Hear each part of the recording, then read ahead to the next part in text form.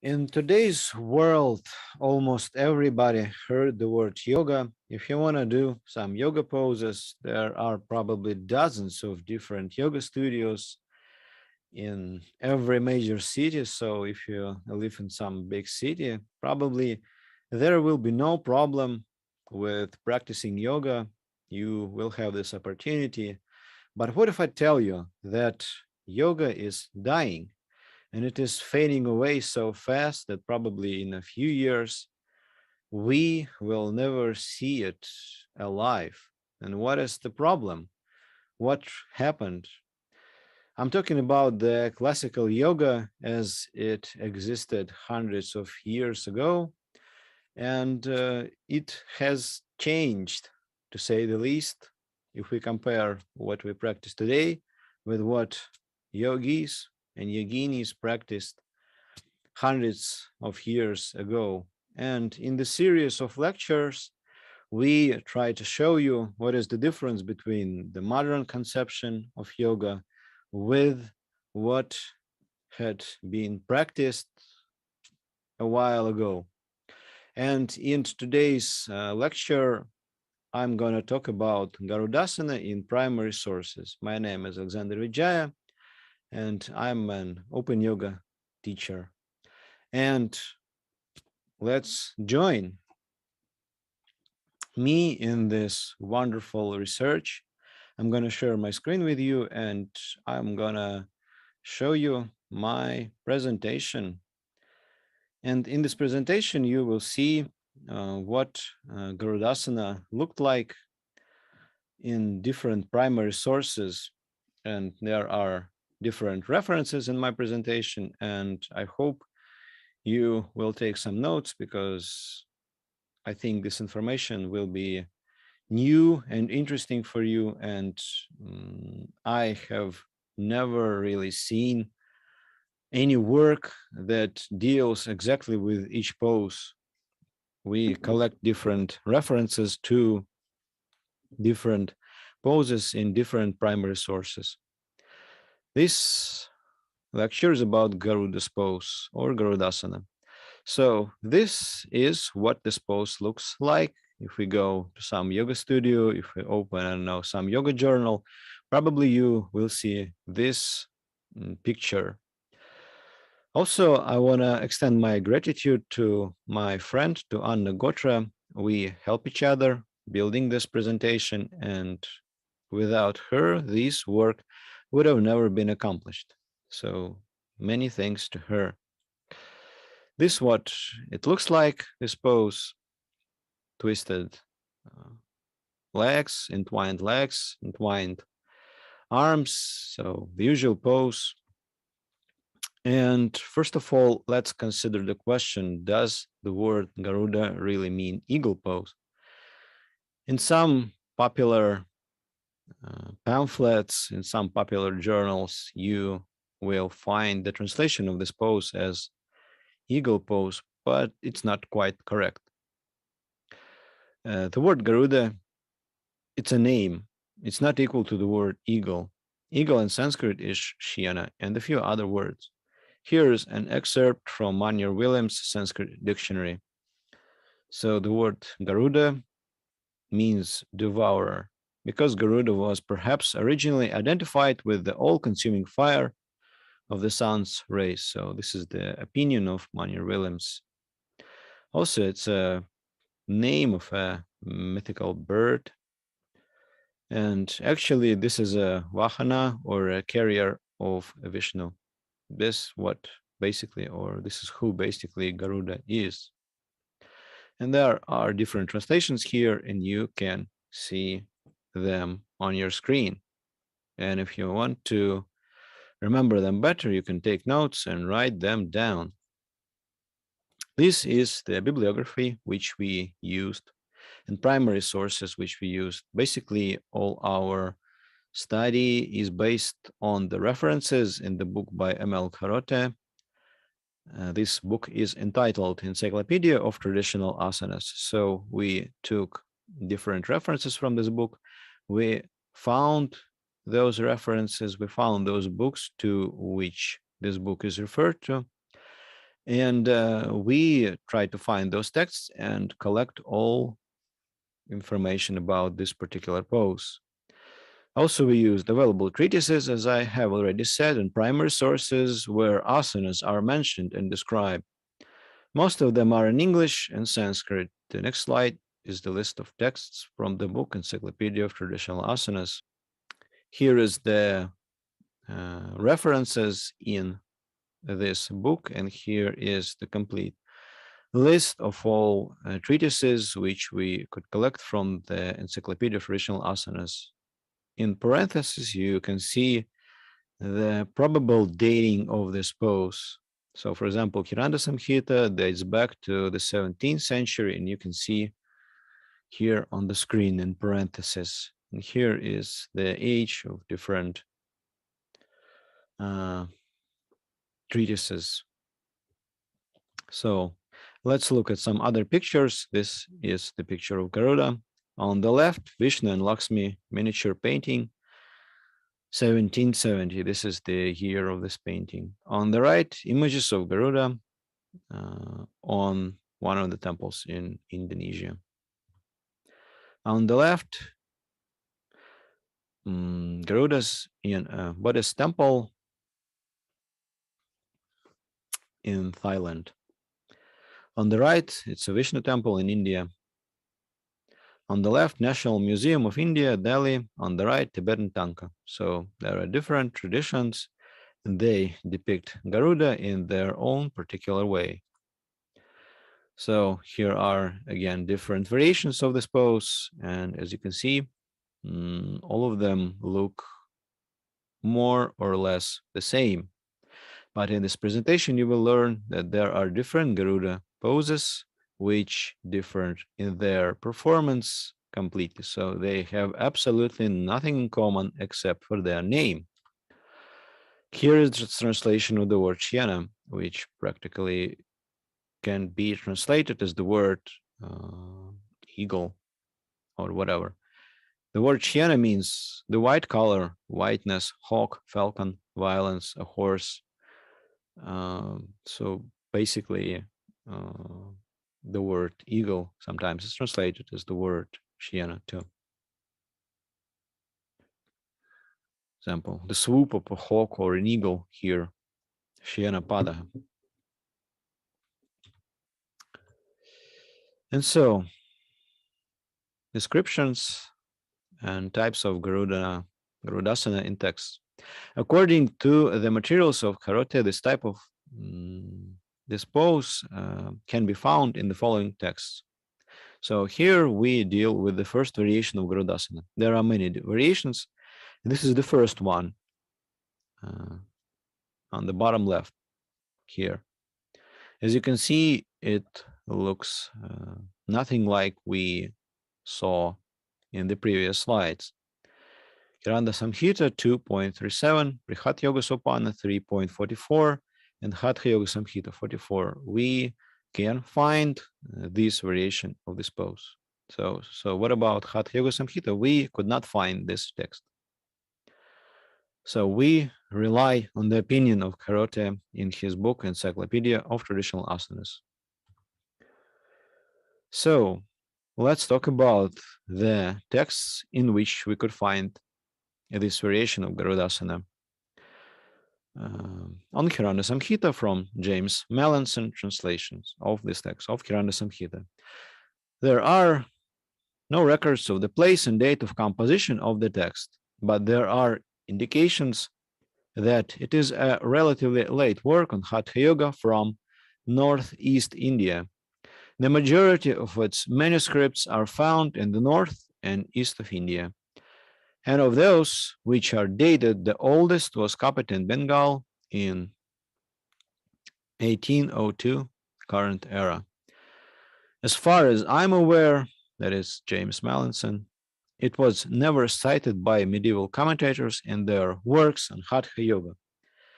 The 7 chapters correspond to the 7 means of perfecting the person. The second chapter describes 22 asanas by which strength, the second means, is attained. So another book, Brihat Yoga Supana by Ram Naresh Mishra Shastri. On the left, here is the front page. On the right, also, you can see the title of this book in Sanskrit, Brihat Yoga Sopana, or in Hindi probably. It's written the same. So what do these texts tell us? On the left, from the Hiranda Samhita, firmly fixing the legs and the thighs on the ground, keeping the body steady with the help of the two knees, place hands on the knees. This is called garudasana. And from Brihat Yoga Sopana, it is almost identical. So the Sanskrit is almost identical, with an exception of a few words. It's important that there is no reference as to what the position of legs should be. Nowadays, this position more or less resembles Virasana. So what we have read in Hiranda Samhita, it looks more like Virasana as we know it today, but not Garudasana. But it is entitled in the text as Garudasana. You see, Garudasanam Uchyate is called Garudasana in Sanskrit. The description from Brihat Yoga Sopana is almost identical to that of Hiranda Samhita, except for the word pair of hands, yugma, that is pair. In Brihat Yoga Sopana and Dvandva is Hiranda Samhita. So Dvandva basically means the same, pair, double, whatever, two. The next text which we could lay our hands on is Sri Tattvanidhya, probably 19th century, so rather modern text, not that very old. The translation of the title of this text looks like this: The Illustrious Treasure of Realities. It's a treatise written in the 19th century in Karnataka on the iconography and iconometry of divine figures in South India. One of his sections includes instructions for and illustrations of 122 Hatha Yoga postures. The Sri Tattvanidhya is attributed to the then Maharaja of Mysore, Krishna Raja Vadiyar III.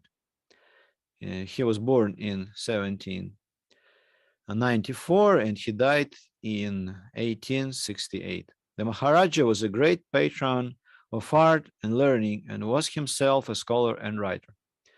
An original copy of this colossal work is available in the Oriental Research Institute at the University of Mysore. Another copy is in the possession of the royal family of Mysore. An unedited version with text in Devanagari script was published around 1900 by Kamaraj Krishnadas of Sri Venkateshwar Steam Press, Bombay. Now it's Mumbai. In recent times, the Oriental Research Institute has published 3 volumes of this text of Sri Tattvanidhya. They're called Shakti Nidhya, Vishnu Nidhya, and Shiva Nidhya. Another important work on the subject is by the scholar of Sanskrit and Hatha Yoga, Norman Sjöman. His 1996 book, The Yoga Tradition of the Mysore Place, presents the first English translation of the Kautuka Nidhya in the Sri Tattvanidhya, which provides instructions for and illustrations of 122 postures performed by a yogini in a top, knot, and loincloth. So we took this information from Wikipedia, from the article on Sri Tattvanidhya. So here is the description of this pose from Sri Tattvanidhya, how it is performed. On the right and on the left, you see the picture. You see the picture on the left. So Sri Tattvanidhya is written in Kannada, in the Kannada language, and the following is the description of Garudasana from this treatise. Stand upright on the ground, take hold of the left foot and place its outer side at the root of the right thigh. Bend the right leg a little in the knee and bring the left knee close to the right ankle. fold the hands on the chest. So we took this translation from Encyclopedia of Traditional Asanas. So here is the second variation of this pose. The same variation is described Kapala Korantaka Hathabhyasa Padhati 93. This is the numbering of verses. Sri Tattvanitya 39, as I have already said and showed you. Rudra Yamalam Uttara Tantram 23rd whatever chapter from verses 98 to 100. And Yoga Asana Mala Sachitra 90, we could not verify this because we could not find the text. So we could not find the text Yoga Asana Mala Sachitra.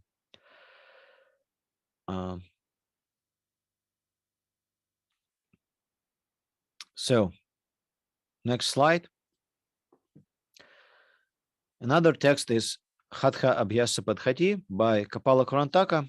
What do we know about this text? It's a text presumably from the 18th century. It's translated as Manual on the Practice of Hatha Yoga. It contains descriptions of 112 asanas, the majority of which are not found in other yoga texts. Although the terminus quo of the Hatha Abhyasa Padhati remains unknown, the text is unlikely to predate the 18th century because, as far as we are aware, it has not been cited in any compendium or work on yoga composed before that time. The Hatha Abhyasa Padhati may have been composed in Maharashtra, or at the very least, it was composed by someone who knew the local language of that area. We took this information from the Journal of Yoga Studies 2019, Volume 2, published on the 29th of December 2019. The manuscript gives instructions for 10 different rope poses. You see, there is an interesting moment. There is a use of ropes in this treatise. It is one of the few surviving texts which contains rope poses. The Sri Tattvanitya is another. Birch notes that Krishnamacharya also used rope poses in the 20th century, attributing them to a lost document, the Yoga Kurunta. Birch asks whether the name of that document was based on the name of the author of the Hathabhyasa Padhati, Kapala Korantaka. This is the name of this author of the author of Hathabhyasa Padhati, Kapala Korantaka. This is its treatise's author. And probably Yoga Karunta is somehow related to the author of this text, but this remains unknown. So here is the image of this treatise from the work by Jason Birch and Mark Singleton in the Journal of Yoga Studies. So you see the manuscript. It's a Mysore manuscript. There are two manuscripts. One of them is from Pune and the other is from Mysore. So here is the Pune manuscript. This is how it looks like. You see, it's completely different. And here is how the pose, which we call garudasana, is described in the 93rd verse. Having placed the ankle along with the little toe of one foot at the base of the other thigh, and having placed the knee of the lotus leg on the heel of the other foot, the yogi should remain thus and join his hands together. This is Garuda's pose. Another text which we deal with is Rudra Yamala. We could not verify the dating of this text, where exactly it was written or when exactly it was written, but we have some assumptions that I am willing to share with you. Among the Bhairava Tantras, there are a group of 8 Tantras known as the Yamala Tantras, which relates to Triyata in a very foundational level. Triyata means Trika tradition. The word Yamala means union, so Rudra Yamala Tantra literally means the Tantra of union between Rudra and his Shakti. Otherwise understood as the union between the consciousness and the energy.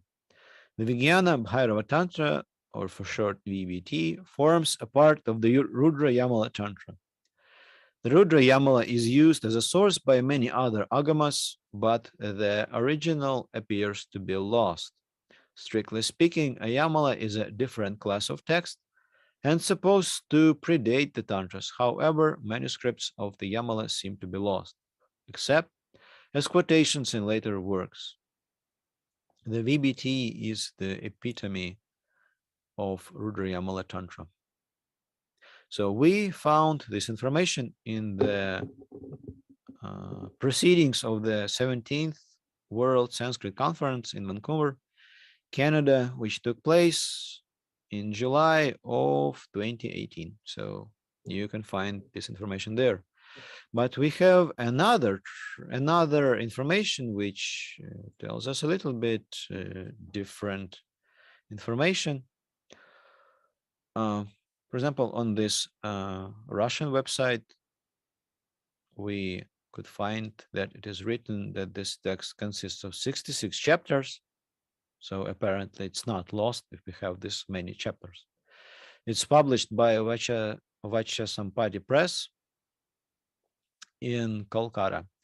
It dates, it is dated as a 12th or 13th century text, and it is part of VBT, Vijnana Bhairava Tantra. We were able to obtain this text in print, so it looks like it's not lost at all.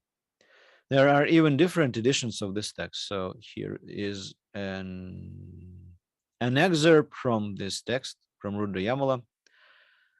I could find it online. On the left, it is even published as a book. So if you go to this link, you will find translation, you will find manuscripts of Rudra Yamala. Publication date is probably the 19th century. So the manuscript itself can have one dating, and the text means the content of what is written there can be written in a completely different age. So the publication is this age, this century, and the text may be 12th century, 13th century, and so on. So Rudra Yamalam Taratantram 23 colon 98 to 100 enjoins to place the hands behind the back joined in Samhara Mudra. We will learn later what Samhara Mudra means. Literal translation from Sanskrit, one possible translation. So although I know Sanskrit, but for me it's kind of difficult to translate those kind of texts because they're not clear. It's not enough to know Sanskrit to translate Sanskrit. You need to belong to some parampara. You need to belong to some disciplic succession which explains this text. So some disciplic successions don't explain different texts or some texts. But at this moment, I don't have the meaning from some disciplic succession for this text. And so I can translate as far as I can do it. Oh, Mahabali, I will give instructions, the posture which is useful for practice of dhyana on the ground anchored body position. Dhyana can be loosely translated as meditation. The health benefit of this practice is freedom from all internal doshas. Basically, it means what kind of diseases. So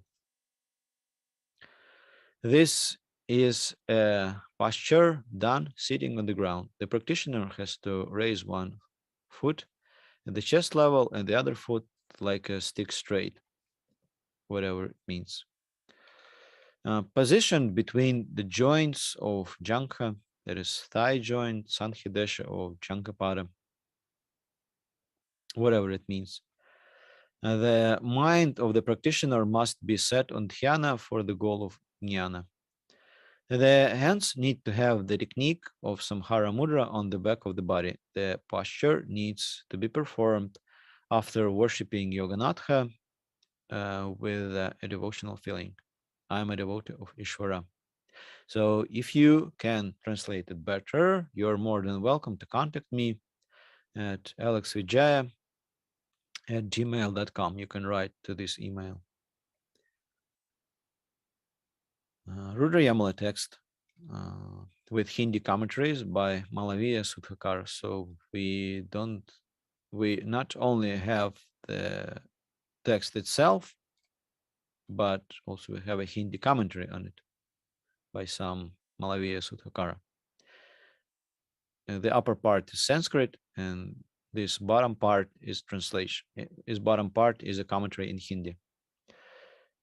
That's what the Hindi commentary says. If one leg is kept on the femur and the other leg is standing as a stick, then garudasana would have been done.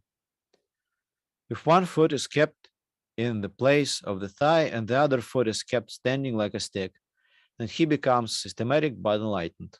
After doing this asana, worship of Yoganath and Sarveshwar should be done by a practitioner with Samhara Mudra. Again, if you can translate it better than me, then you are more than welcome to contact me. On the right, you can see what Samhara Mudra is. So this is a particular position of hands. So at the time, we could not find the text Yoga Asana Mala Sachitra. According to the information from Encyclopedia of Traditional Asanas by M.L. Karote, a manuscript Yoga Asana Mala Sachitra number 5450 can be found in Rajasthan Oriental Research Institute in Jodhpur. So you can find it there if you like. It was written by Jaitaram, copied by Swami Shobharama of Katipur on Shuddha 5th on Wednesday in Samvat 1846. It contains 108 asanas, all illustrated and described. Some of the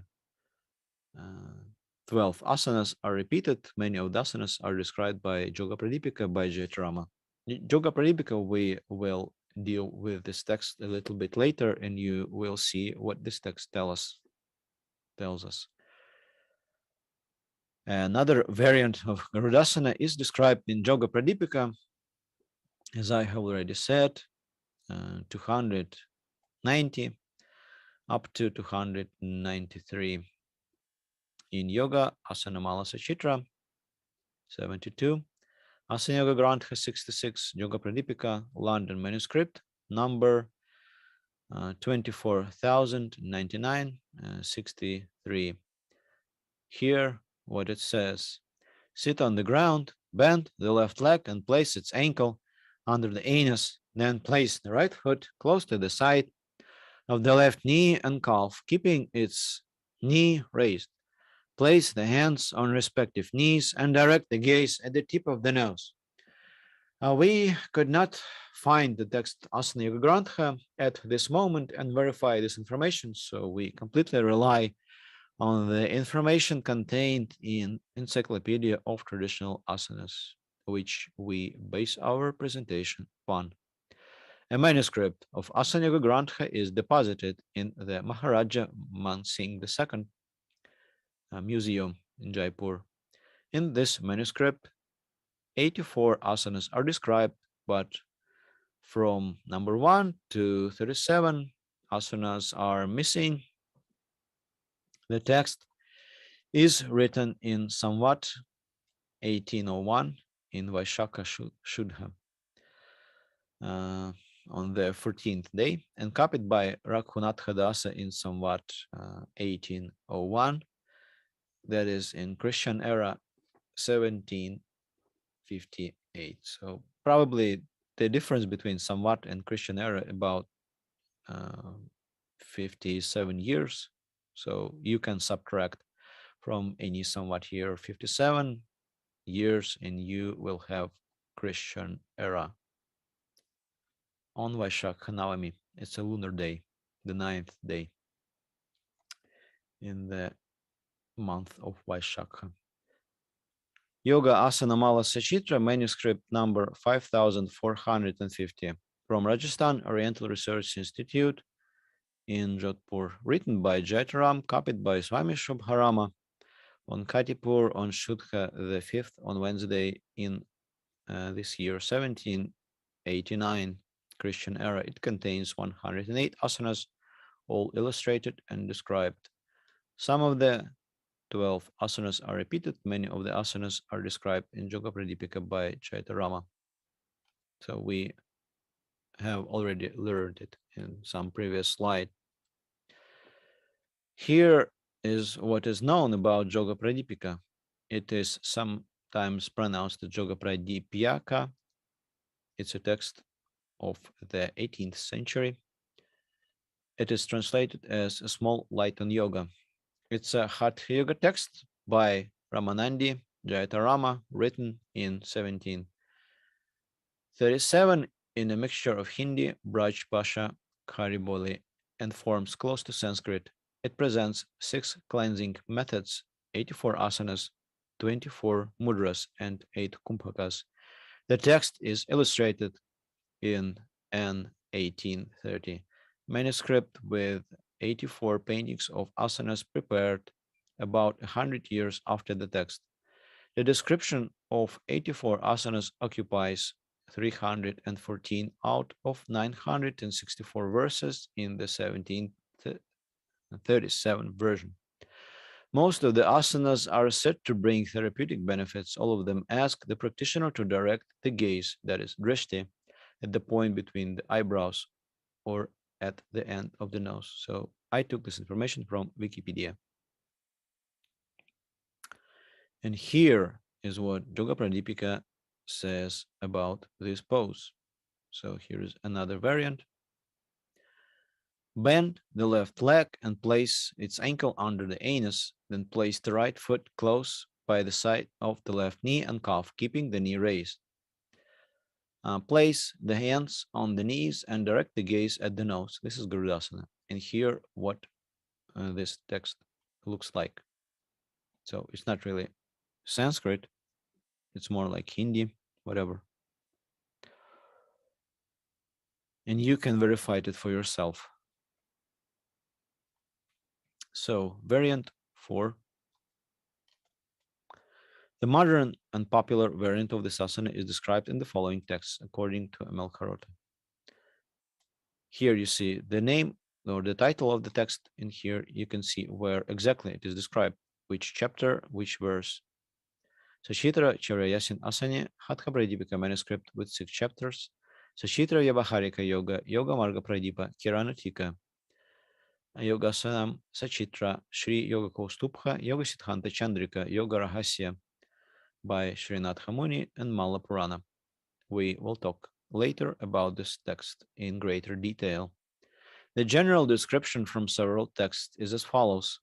So if we collect all translations of this text, if we collect all descriptions, so we can find some average description, which looks more or less the same.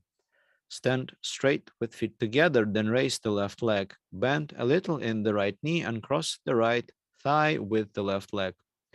Then bend the left knee further and encircle the right leg.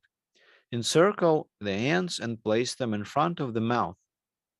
It's interesting to know that it is said in the text to encircle the right leg with the left.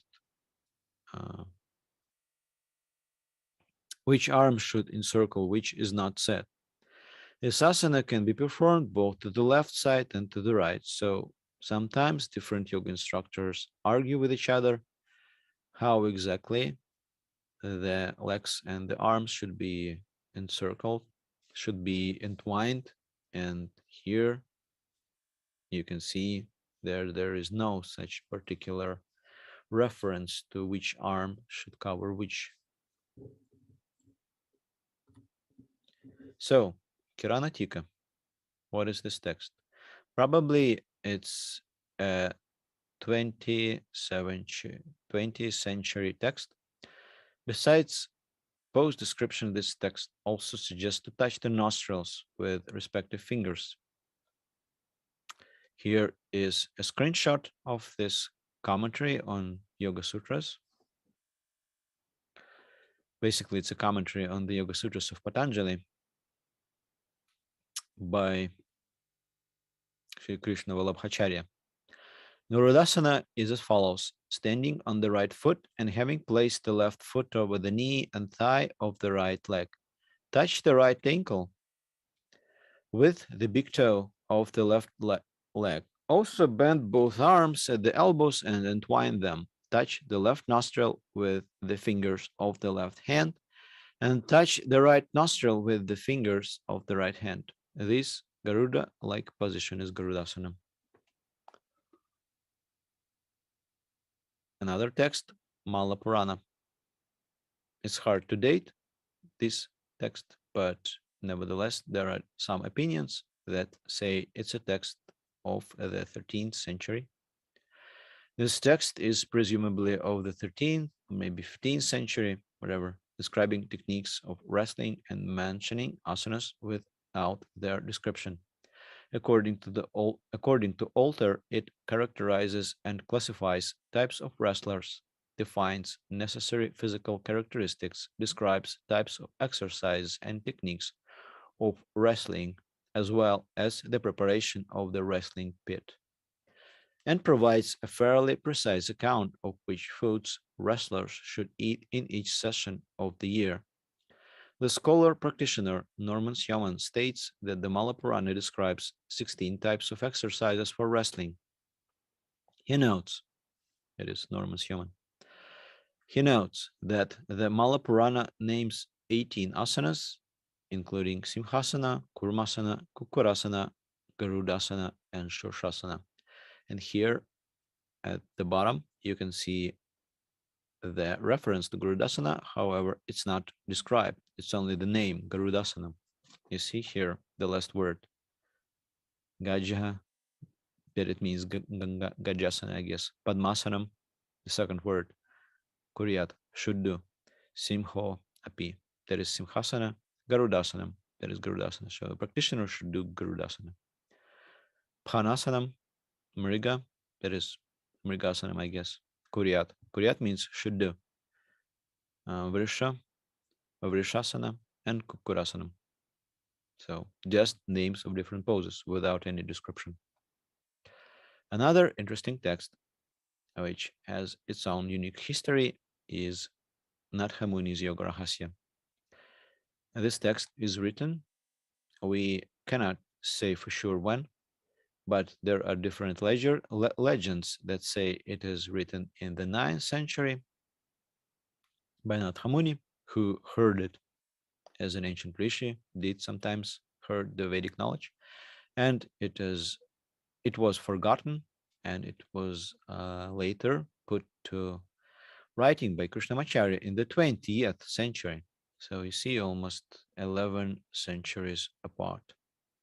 Natha Muni, a 9th century yogi and Vaishnavite saint, there is much mystery that surrounds this text. It's believed that Sri Natha Muni received his yoga instructions in a state of meditative trance from Sri Namalvar, who lived many centuries earlier. Further, it is believed that the Yoga Rahasya once again vanished through mysterious circumstances and was thought to be lost forever. Strangely, it was once again revived by the legendary yogi Tirumalai Krishnamacharya in the early part of the 20th century in a manner similar to how Srinath Hamuni received them in the first place. You see on the left, you see the front page of this book translated by T.K.V. Deshikachar. So here is an excerpt where exactly this pose is mentioned. On the left, you see Garudasana from this book, chapter 2, shloka 16. Uttana Kurmasana, Simhasana, the third word, Garudasana, or maybe the fourth word, the third pose, Garudasana. Again, you see without any description, just Garudasana, the name. Vatayanasana, Gumukhasana, Bharadwajasana, and Trivikramasana. Another interesting text, and this description is my favorite, and you will see why. Yoga Siddhanta Chandrika by Narayana Tirtha. So different sources tell different date of this text. I heard that this text was dated back to the 14th century, and in another source I found the reference to this text is made as a text of the 17th century. So take your pick and decide for yourself which one is closer to reality. It's a commentary on Yoga Sutras of Patanjali. The Yoga Sutra of Patanjali, a biography by David Gordon White, says it's a 17th century text, 17th century text, whereas Andrew Safronov says it was written in 1350. Here is a link to Safronov's article where he posits it's written in 1350. So quite a big divide. Karot in Encyclopedia of Traditional Asanas say, Harot in Encyclopedia of Traditional Asanas says that the popular version is described in the text Yoga Siddhanta Chandrika, but we could not find only this description. Description is not enough to know how to do this pose. Just hold your breath. Garudasana is Garuda's position. Just take it or leave it. Do as you like. However you see Garuda's position, this is Garudasana, whatever. And on the right, you can see the front page of Yoga Siddhanta Chandrika. This text is published, but I did not see its translation into English or any other language. So it's only in Sanskrit at this moment. But if you can find this in English, please send it to me. So here is a reference to some other texts, but we could not procure all of them. And you can see the list of those texts. We cannot procure the following texts in which, according to Encyclopedia of Traditional Asanas, wherein 4 is described. Sachitra Charyasin Asane, Hatha Pradipika manuscript with 6 chapters, also known as Siddhanta Muktavali. Sachitra Vyavaharika Yoga, Yoga Marga Pradipa. And here is a short description of what this text really are about. So Sachitra Charyasin Asane, it's in Marathi. Marathi is a language. Kahanaji Haram Singh, I guess it's an editor. Karnataka Printing Press, Mumbai, 1899, describes in detail 97 asanas fully illustrated. Sachitra Vyavaharika Yoga by Mahajan, Panduranga Gopal Bal, Loksevak Press, Govardhan House, Girgaon, Bombay, 1923. Another text, and we could not find this too. Hatha Pradipika consists of 6 chapters. So probably you know there was Hatha Pradipika, which consists of 4 chapters, but this one consists of 6 chapters. Also, there is a text which consists of 10 chapters. So there are different Hatha Pradipikas, also known as Siddhanta Muktavali or Muktavali. Manuscript number 6756. You can find it in Rajasthan Prachavidya Pratishthan, Jodhpur. Yogasanam Sachitra, manuscript number 63548 slash 1.15294, deposited in the Rajasthan Prachavidya Pratishthan, Bikaner. It contains 108 illustrations of asanas, but only 17 asanas are described in Hindi. Yogasanam Sachitra Garudasana is not described in the version that is available in public domain in the journal Yoga Mimamsa. So if you want to find description of Garudasana in Yoga Asanam, in this text, you can refer to the journal Yoga Mimamsa and you can find Garudasanas there, but I guess it's paid. It's not available for free. Another interesting text, which is entitled Matsyendra Samhita by Matsyendranath. I tried to find the dating of this text, and there is a great divide in different centuries. Some say it's the 7th century, 10th century, and 13th century. So, and here is the short description of Matsyendra Samhita. Debabrata Sun Sharma, professor of Sanskrit at Kurukshetra University and a leading authority on the Trika philosophical system, says that this tantric text, dealing with yogic practices of the Kaula school, one of the Trika schools, remained in the institute unknown and unnoticed, as its name does not appear in any published catalogue of Sanskrit manuscripts or in any work on the history of Sanskrit literature.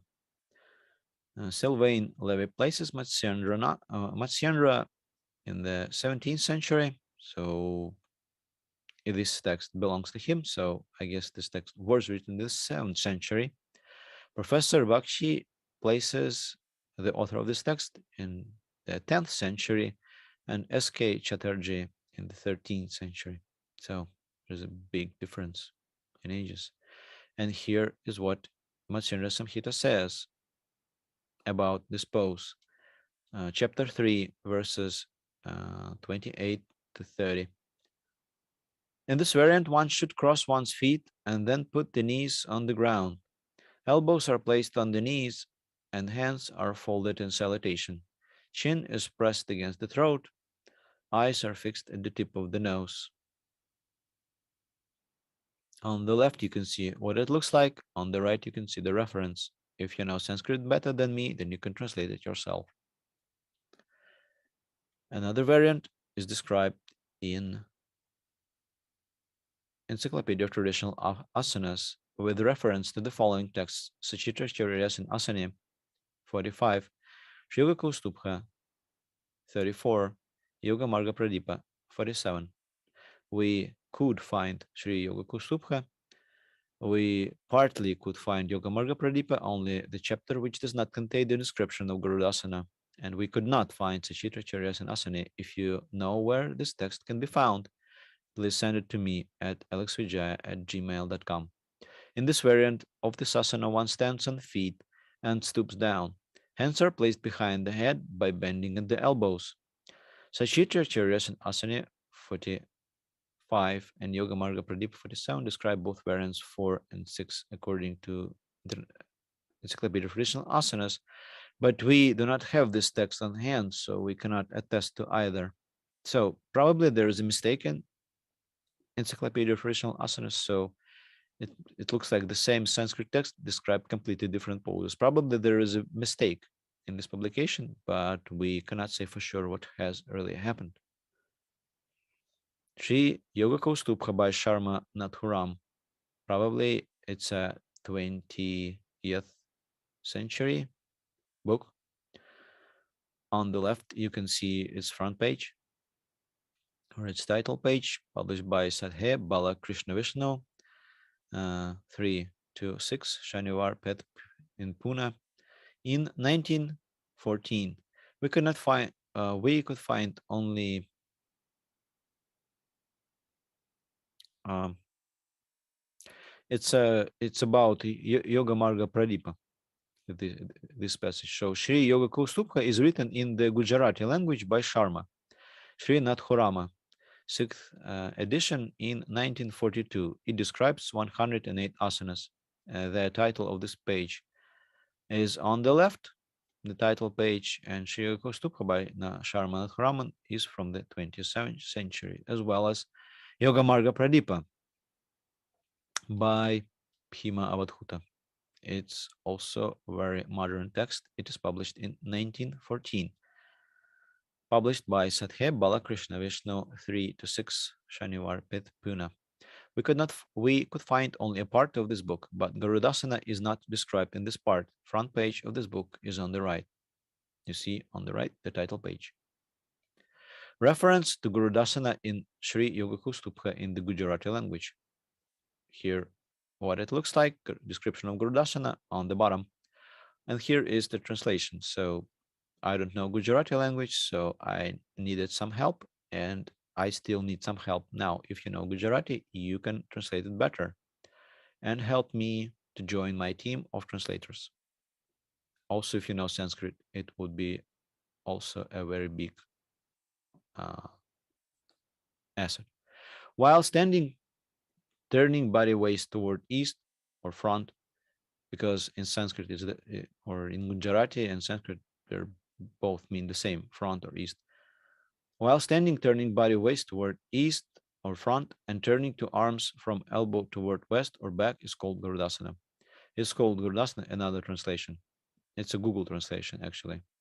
The first one is human, the second one is Google translation.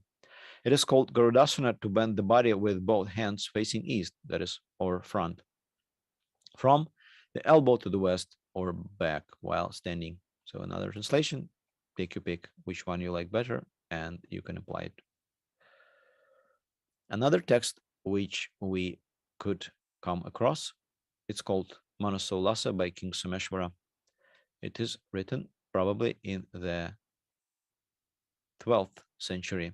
It's a journal treatise on royal fine arts and leisure and contains a detailed description of the art of wrestling. Rai, 1984, has referred to this text as the Wrestler's Gita, since it is both a practical and philosophical account of wrestling as a science, an art, and a way of life. However, aside from Rai, Atreya, and a few other academic wrestlers, not many contemporary wrestlers know of this text. Although more detailed than other texts, Manaso Lhasa only gives the names of moves and exercises but does not provide descriptions. Garudasana is considered a Vaishnava variant of asana in Manaso Lhasa 9.25. You see, I have this text on my hands, but I could not really figure out the numbering of different chapters and verses. So it's really hard for me which volume, which verse, whatever. I could not really figure it out. So you gotta give it the benefit of the doubt, so to speak. Kakasana. So Kakasana in some treatises described as looking like Garudasana, but it is named differently. You see, it looks like Garudasana, but it is named Kakasana. Kakan is crow in Sanskrit.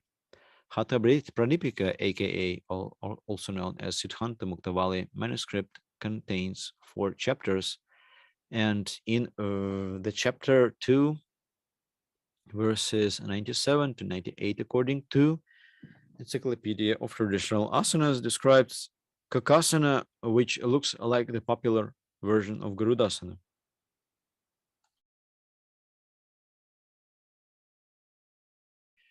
In a standing position, encircle the left leg with the right and place the right foot over the left and sit like a cock. Place the 2 hands on the knees and direct the gaze at the nose. We cannot find it in public domain. The manuscript number 6756 is deposited in Jodhpur, Rajasthan, Prachavidya Pratishthan. So you can take a look yourself. So another interesting place where we could find different Garudasanas in the Central Museum of Jaipur, but it's not really texts, it's little figurines. This museum is also called the Albert Hall Museum of Jaipur. And what does this museum contain?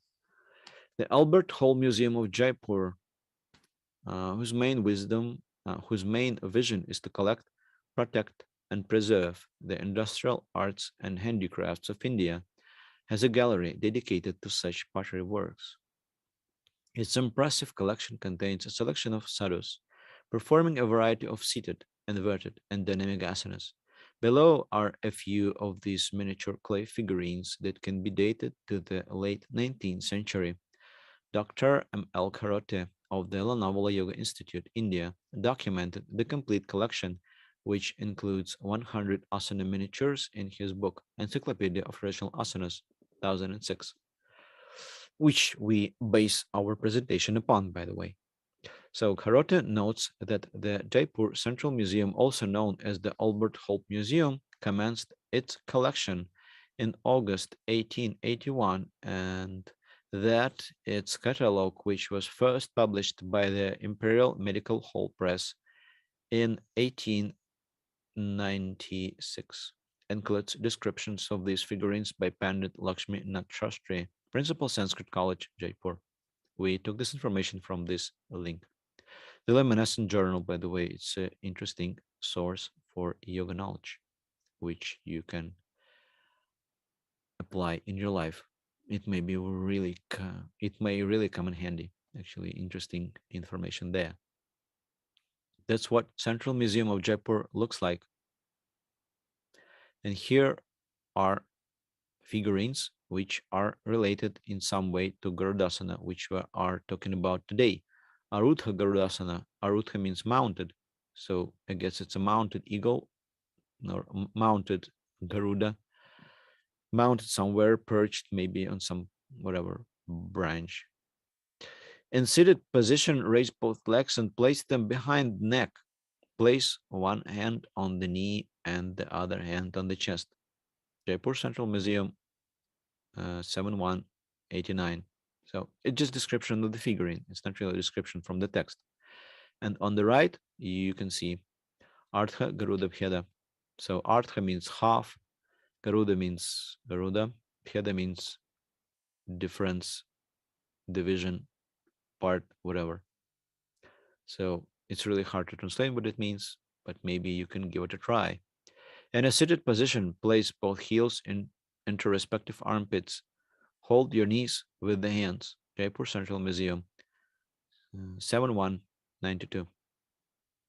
So let's talk about uh, more or less modern description Garudasana in the 20th century. Swami Shivananda, here are the dates of his life. That's when he was born, and that's when he died. In the Yoga Asanas, his text editions, here are different editions, different texts.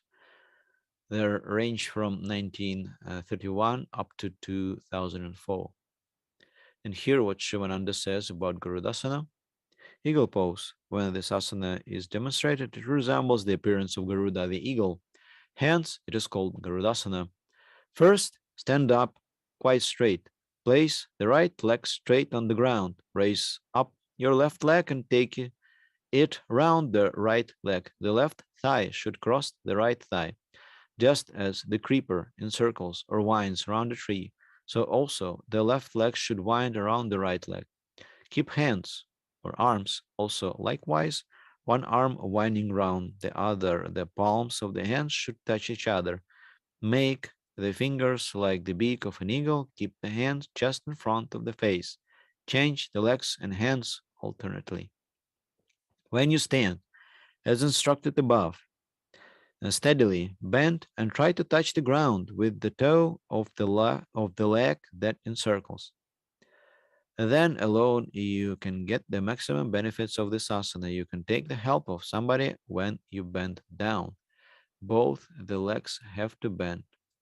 You can do basti, cleansing the bowels with water in this asana. So as you can see, the closer we come to the present age, the bigger and more winded discussion, more winded description it becomes. So the closer we get to the present age, the more words you can find in the description. So descriptions become bigger, more wordy, and here is the difference. In the past, there were more terse and laconic, and at the present times there are wordy and they have a lot of strange, sometimes really descriptions. It's not really clear what they are based upon.